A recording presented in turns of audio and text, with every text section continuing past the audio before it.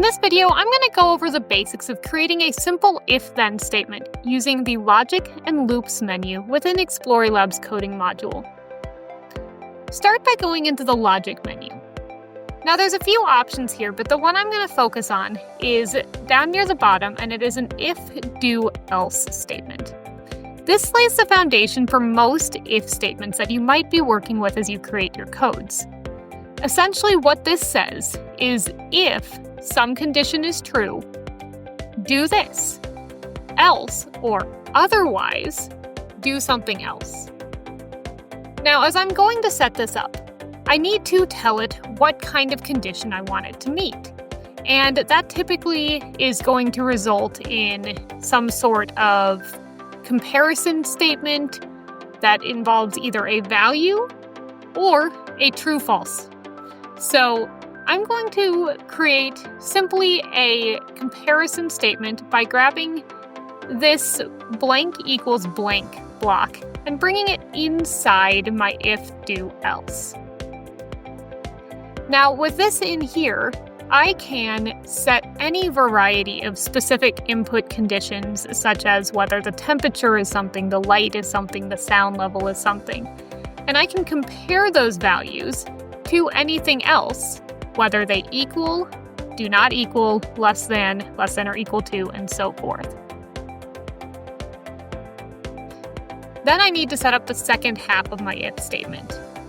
And to do that, I'm probably going to go into math and simply be grabbing the value. That's just the simple number right at the top, and bringing that in. So I'm setting up a statement that says if something here is greater than, and I can set whatever value I want for that. Now, once I've done that, I need to tell the program what I would like it to do if the light, in this example, is higher than 50.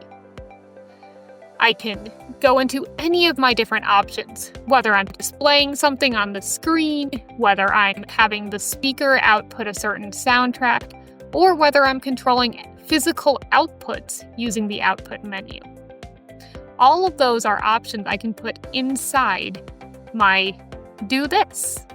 So if the light is greater than 50, let's put a house on our screen. Else or otherwise, now choose what you want it to do if the light drops below 50 lux. For simplicity, I'm just going to grab the same block here, but have it show a different image.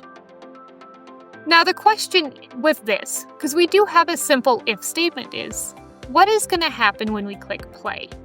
Now, in order for logic statements like this to check themselves more than just the moment the program runs and keep checking and keep changing as the environment changes, is to use the loops menu. Now, we can tell it to loop or repeat forever.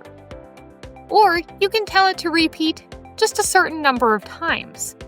For instance, if you were using the outputs to control your servos on the back of your Xplorus and have it drive around like a robot, you might use that to use a certain number of times to create a specific shape.